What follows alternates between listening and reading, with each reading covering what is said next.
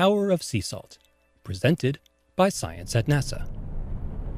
On Friday, June 10th, when a Delta II rocket blasted off from California's Vandenberg Air Force Base, rumbling into a morning blue sky atop a column of white smoke, some onlookers felt they could smell a hint of salt among the rocket's exhaust. Was it spray from the nearby Pacific Ocean? Or something to do with the payload itself? That rocket was carrying a sensor named Aquarius, on a mission to map the salt of our planet's seas. Researchers suspect that the salinity of Earth's oceans has far-reaching effects on climate, much as the salt levels within our own bodies influence our own delicate internal balance. This is why the Aquarius mission is so important. Based on decades of historical data gathered by ships and buoys, we know the salinity of Earth's oceans has changed over the last 40 years, says Aquarius principal investigator Gary Lagerlof, a scientist at the Seattle-based independent laboratory Earth and Space Research. Something fundamental must be happening to the water cycle.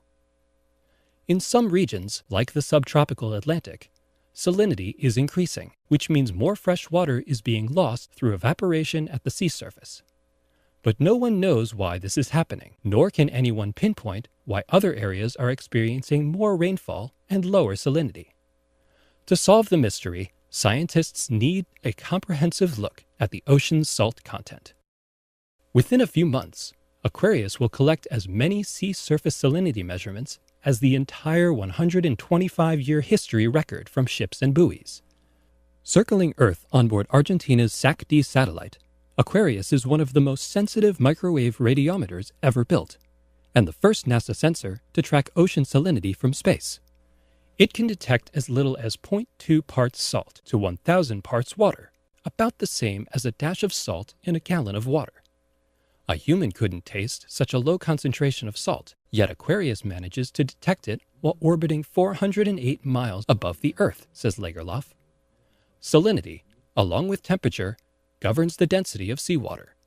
The saltier the water, the denser it becomes.